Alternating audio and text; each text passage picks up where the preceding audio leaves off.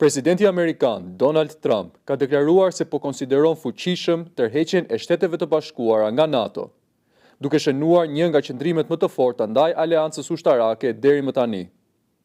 Në një intervistë për The Telegraph, Trump e cilësoi NATO-n si një tigër prej letre dhe tha se largimi i SBA nga Traktati i Mbrojtjes është tashmë përtej rishqyrtimit. Sipas tij, aleanca nuk ka mbështetur Shtetet e Bashkuara në konfliktin me Iranin.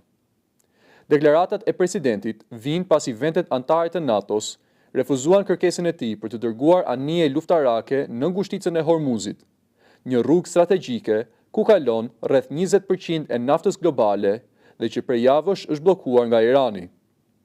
Trump u shpreh se SBA ka qenë gjithmonë e gatshme të mbështesë aleatët, por sipas tij, kjo mbështetje nuk është kthyer në të njëjtën mënyrë.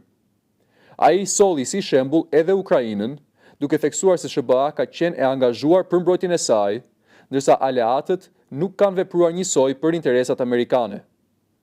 Presidenti amerikan kritikoi edhe Mbretërinë e Bashkuar dhe kryeministrin Keir Starmer, duke e akuzuar për mungesë angazhimi në luftën kundër Iranit dhe duke vënë në dyshim kapacitetet ushtarake të flotës britanike.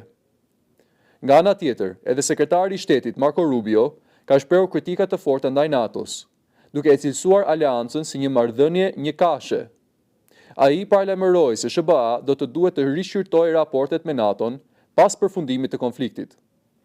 Rubio theksoi se nëse aleatët evropian presin mbrojtje nga SBA, por nuk ofrojnë mbështetje në momentet kur Washingtoni ka nevojë, atëherë marrëdhënia bëhet e vështirë për t'u mbajtur.